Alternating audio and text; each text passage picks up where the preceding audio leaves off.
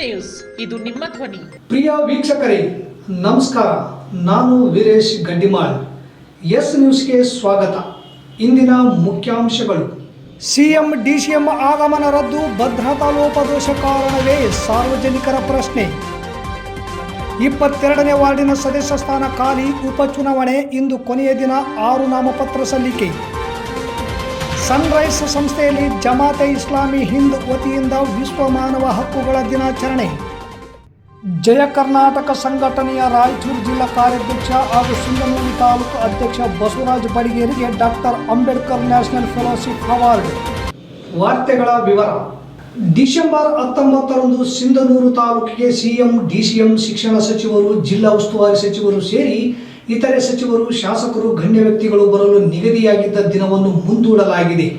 ನಗರದ ಸರ್ಕಾರಿ ಪದವಿ ಮತ್ತು ಸ್ನಾತಕೋತ್ತರ ಮಹಾವಿದ್ಯಾಲಯದ 50ನೇ ವರ್ಷದ ಸುವರ್ಣ ಮಹೋತ್ಸವ ಹಾಗೂ ಬಹಳ ವರ್ಷಗಳಿಂದ ನೆನೆಗುದಿಗೆ ಬಿದ್ದಿದ್ದ ಸುಮಾರು 40,000 ಎಕರೆಗೆ ನೀರಾವರಿ ಒದಗಿಸುವ ತಿಮ್ಮಾಪುರ ಏತ ನೀರಾವರಿ ಸೇರಿದಂತೆ ತಾಲೂಕಿನ ವಿವಿಧ ಕಾಮಗಾರಿಗಳ ಉದ್ಘಾಟನೆಗೆ ಆಗಮಿಸಬೇಕಿತ್ತು.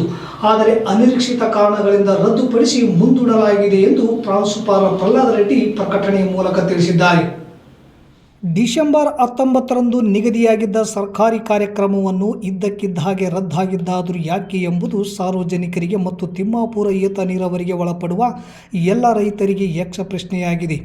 ಆದರೆ ಮೇಲ್ನೋಟಕ್ಕೆ ದೆಹಲಿಯಲ್ಲಿ ಪಕ್ಷದ ಹೈಕಮಾಂಡ್ ಕಾರ್ಯಕ್ರಮವು ಇರುವುದರಿಂದ ಸಿಎಂ ಡಿಸಿಎಂ ಭಾಗವಹಿಸುವ ಕಾರಣ ಮುಂದೂಡಲಾಗಿದೆ. ಮುಂದಿನ ದಿನಾಂಕವನ್ನು ತಿಳಿಸಲಾಗುವುದು ಎಂದಿದ್ದಾರೆ. ಗುಪ್ತಚಾರ ಇಲಾಖೆಯ ಪ್ರಕಾರ ಕಾರ್ಯಕ್ರಮ ನಿಗದಿಪಡಿಸಿದ ಸ್ಥಳದಲ್ಲಿ ಭದ್ರತಾ ಲೋಪ ಮತ್ತು ಗಂಭೀರ ದೋಷ ಎದ್ದು ಕಾಣುವುದನ್ನು ಗುಪ್ತಚಾರ ಇಲಾಖೆಯ ಅಧಿಕಾರಿಗಳು ಸೂಕ್ಷ್ಮವಾಗಿ ಮನಗಂಡಿದ್ದಾರೆಯೇ ಎಂಬ ಪ್ರಶ್ನೆ ಸಾರ್ವಜನಿಕರದು. ಗುಪ್ತಚಾರ ಇಲಾಖೆಯ ವರದಿ ಪ್ರಕಾರ ಮುಖ್ಯಮಂತ್ರಿ ಸಿದ್ದರಾಮಯ್ಯ ಅವರು ಸರ್ಕಾರಿ ಕಾರ್ಯಕ್ರಮವನ್ನು ಮುಂದೂಡುವುದು ಸೂಕ್ತವೆಂದು ಭಾವಿಸಿದ ಕಾರಣವೇ ಡಿಸೆಂಬರ್ 19ರಂದು ನಿಗದಿಯಾಗಿದ್ದ ದಿನಾಂಕವನ್ನು ಮುಂದೂಡಲಾಗಿದೆ ಎಂಬ ಅನುಮಾನವು ಸಾರ್ವಜನಿಕರಲ್ಲಿ ವ್ಯಕ್ತವಾಗುತ್ತಿದೆ. ಸಿಎಂ ಡಿಸಿಎಂ ಆಗಮನಕ್ಕೆ ಭದ್ರತಾ ವೈಫಲ್ಯದ ಕಾರಣ ಇರಬಹುದಾ? ಲೋಪದೋಷ ಕಂಡು ಬಂದಿದ್ದಾದರೂ ಏನು? ಬರಗಾಲದ ಗಂಭೀರ ಪ್ರಖರತೆಯೇ? ಅತಿಥಿ ಉಪನ್ಯಾಸಕರ ಕಿರಿಕಿರಿಯೇ? ಸಂಘಟನೆಗಳ ಸಾಲು ಸಾಲು ಬೇಡಿಕೆಗಳು ಈಡೇರಿಕೆಯ ಒತ್ತಾಯ ಮತ್ತು ಜನರ ಆಕ್ರೋಶದ ಕಾರಣವೂ ಇರಬಹುದೇ? ಅಭಿವೃದ್ಧಿ ಕುಂಠಿತದ ಭಯವೇ? ರಾಯಚೂರು ಹೈದರಾಬಾದ್ ರಾಷ್ಟ್ರೀಯ ಹೆದ್ದಾರಿ ರಸ್ತೆ ಮತ್ತು ತಾಲೂಕಿನಲ್ಲಿ ಕಿತ್ತು ಹದಗೆಟ್ಟು ಹೋಗಿರುವ ರಸ್ತೆಗಳ ಬಗ್ಗೆ ಜನರ ತಕರಾರು ಕಾಡುತ್ತಿದೆಯೇ?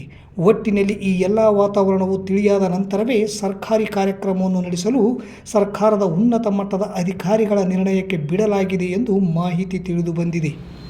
ನಗರದ 22ನೇ ವಾರ್ಡಿನ ಕಾಂಗ್ರೆಸ್ ಸದಸ್ಯ ಮುನೀರ್ ಪಾಷ್ ನಿಧನದಿಂದ ಖಾಲಿಯಾಗಿದ್ದ ಸ್ಥಾನಕ್ಕೆ ಉಪಚುನಾವಣೆ ನಡೆಯಲಿದ್ದು, ನಾಮಪತ್ರ ಸಲ್ಲಿಕೆಗೆ ಇಂದು ಶನಿವಾರ ಕೊನೆಯ ದಿನದಂದು 6 ನಾಮಪತ್ರ ಸಲ್ಲಿಕೆಯಾಗಿವೆ ಎಂದು ಚುನಾವಣಾಧಿಕಾರಿ ವೀರೇಶ್ ಗೋಲ್ವಾರ್ ಎಸ್ ನ್ಯೂಸ್ಗೆ ತಿಳಿಸಿದ್ದಾರೆ.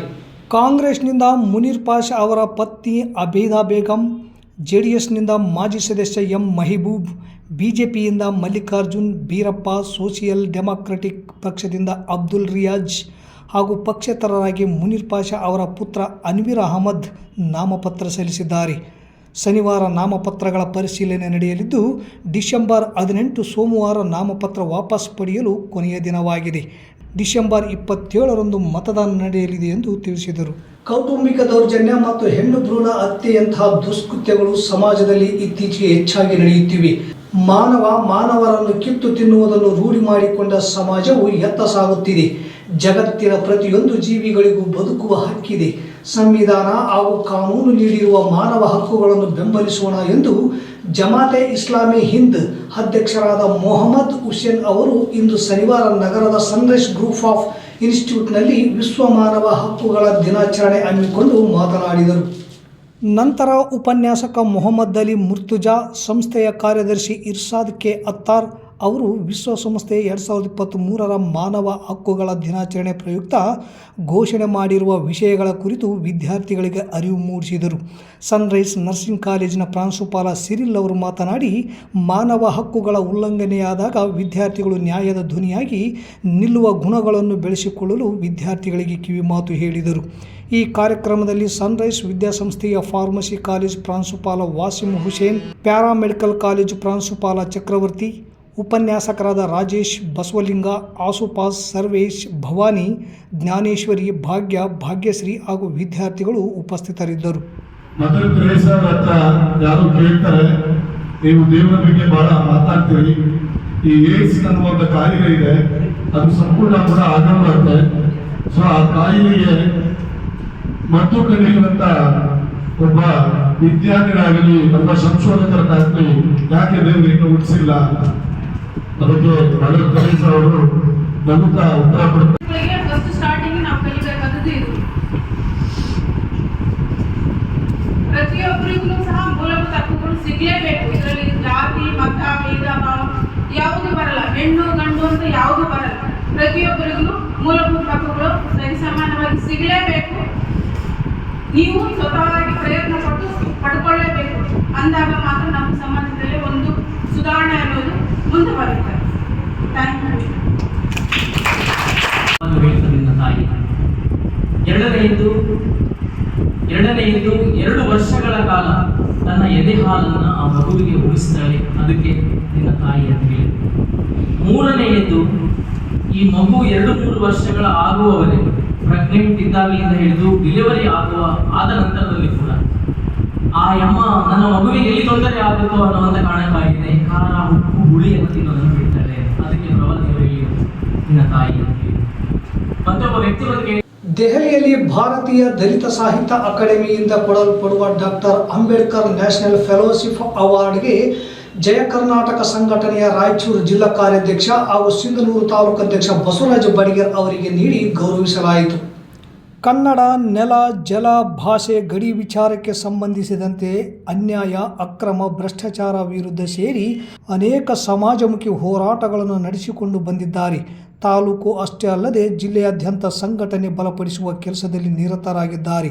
ಇವರ ಸಮಾಜಮುಖಿ ಹೋರಾಟಗಳನ್ನು ಪರಿಗಣಿಸಿ ಭಾರತೀಯ ದಲಿತ ಸಾಹಿತ್ಯ ಅಕಾಡೆಮಿ ಪ್ರಶಸ್ತಿಗೆ ಆಯ್ಕೆಗೊಳಿಸಿ ಡಿಸೆಂಬರ್ 10ರಂದು ನ್ಯಾಷನಲ್ ಫೆಲೋಶಿಪ್ ಅವಾರ್ಡ್ ನೀಡಿ ಗೌರವಿಸಲಾಯಿತು. ಮತ್ತೊಮ್ಮೆ ಮುಖ್ಯಾಂಶಗಳು. ಸಿಎಂ ಡಿಸಿಎಂ ಆಗಮನ ರದ್ದು, ಭದ್ರತಾ ಲೋಪದೋಷ ಕಾರಣವೇ? ಸಾರ್ವಜನಿಕರ ಪ್ರಶ್ನೆ. 22ನೇ ವಾರ್ಡಿನ ಸದಸ್ಯ ಸ್ಥಾನ ಖಾಲಿ, ಉಪಚುನಾವಣೆ ಇಂದು ಕೊನೆಯ ದಿನ, 6 ನಾಮಪತ್ರ ಸಲ್ಲಿಕೆ. ಸನ್ರೈಸ್ ಸಂಸ್ಥೆಯಲ್ಲಿ ಜಮಾತೆ ಇಸ್ಲಾಮಿ ಹಿಂದ್ ವತಿಯಿಂದ ವಿಶ್ವ ಮಾನವ ಹಕ್ಕುಗಳ ದಿನಾಚರಣೆ. ಜಯ ಕರ್ನಾಟಕ ಸಂಘಟನೆಯ ರಾಯಚೂರು ಜಿಲ್ಲಾ ಕಾರ್ಯಾಧ್ಯಕ್ಷ ಹಾಗೂ ಸಿಂಧನೂರು ತಾಲೂಕು ಅಧ್ಯಕ್ಷ ಬಸವರಾಜ ಬಡಿಗೇರಿಗೆ doctor Ambedkar national fellowship award. ಇಲ್ಲಿಗೆ ವಾರ್ತಾ ಪ್ರಸಾರ ಮುಕ್ತಾಯವಾಯಿತು. ನಿರಂತರ ಸುದ್ದಿಗಾಗಿ ವೀಕ್ಷಿಸಿ ಎಸ್ ನ್ಯೂಸ್. ಇದು ನಿಮ್ಮ ಧ್ವನಿ. ನಮಸ್ಕಾರ.